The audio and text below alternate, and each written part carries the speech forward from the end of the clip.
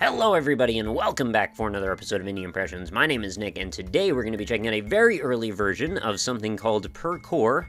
This is a physics-driven cat anarchy simulator, I think is what I'm going to go with for the genre on this one, where we're cast as a cat who has a list of very feisty actions that it would like to perform on its owner's apartment while he or she seems to be away.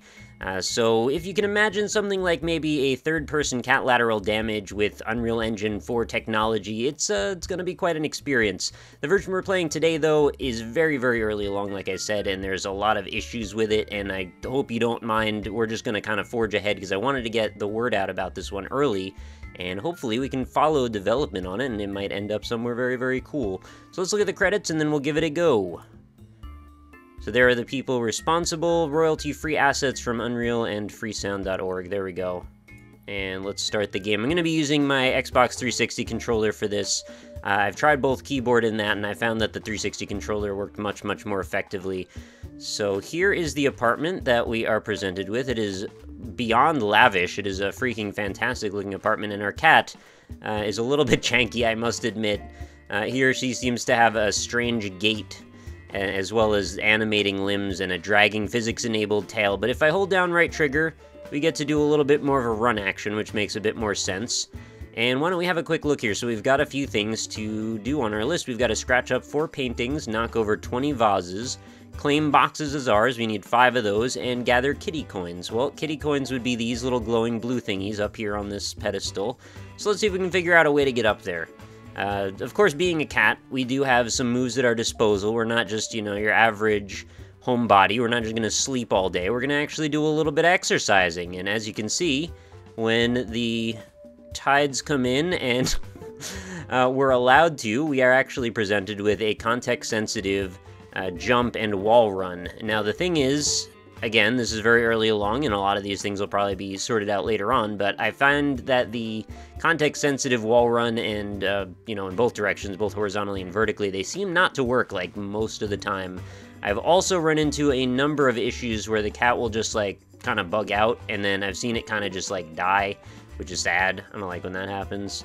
Does our cat have a little pink nose? That's adorable. Also, oh, you know what? That might be its tongue, maybe?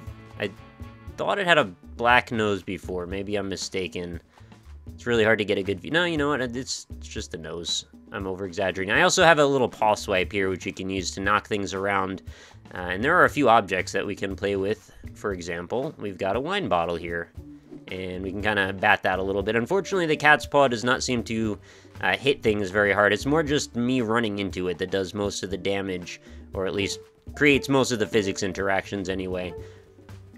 But if you haven't noticed already, this game looks freaking stunning in Unreal Engine 4. I mean, maybe the physics could still use a little bit of work considering I'm not standing on anything, but, you know, looking around, there are like a dozen different shader effects happening. Well, we could use a little bit more anti-aliasing, perhaps on those wine bottles. They're a little bit glitched out.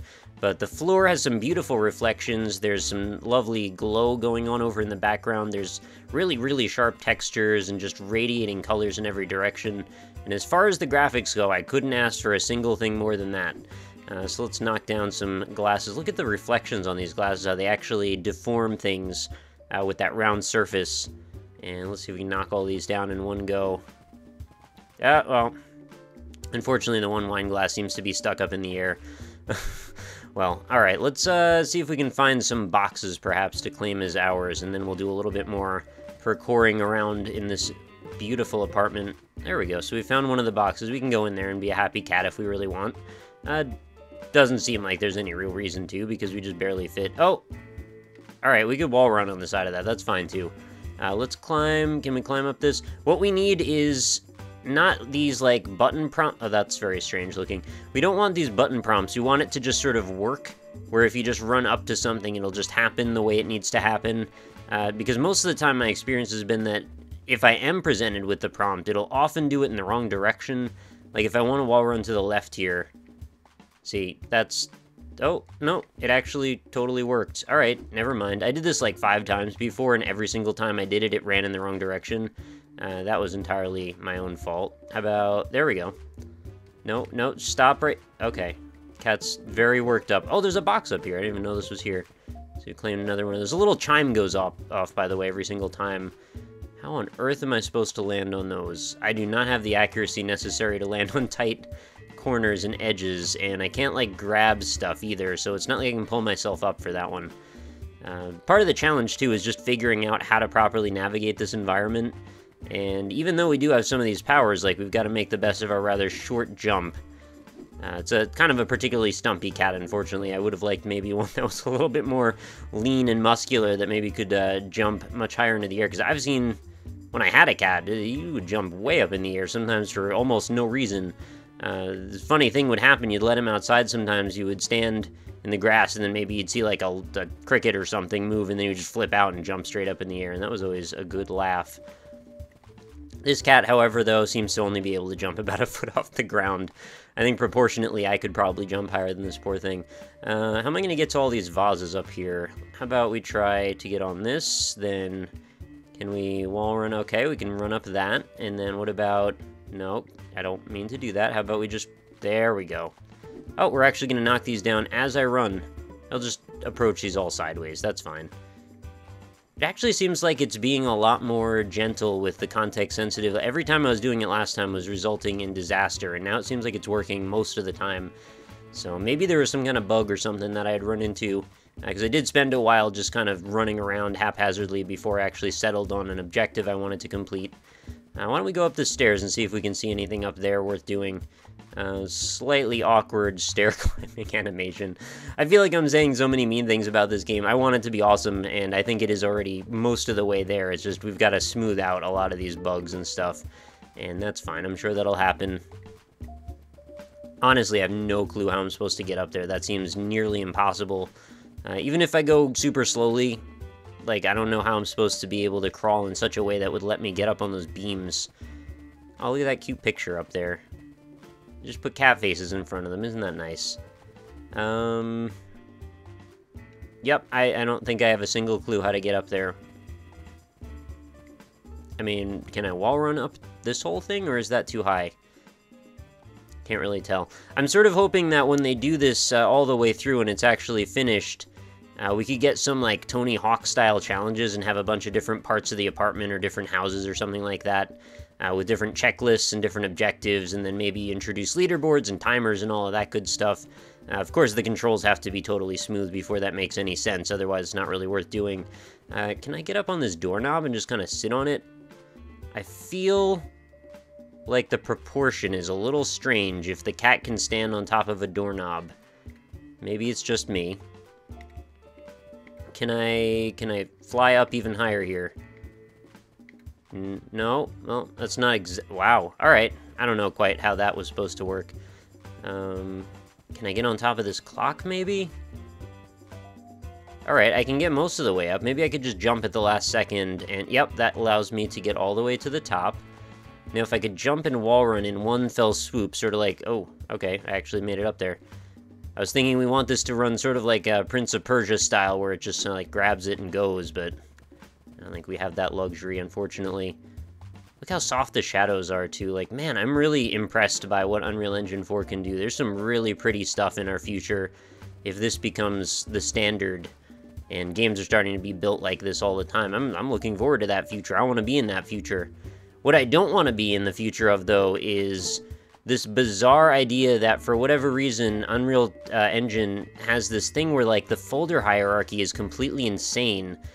In order to get to the actual executable for pretty much, I think, every Unreal Engine game that I've played that was, like, an indie game, you gotta go through, like, 4 or 5 folders to get to where the EXEs are and then actually, you know, use them. Why don't you just have a shortcut to the top folder in the whole hierarchy? Why do we need to dig down?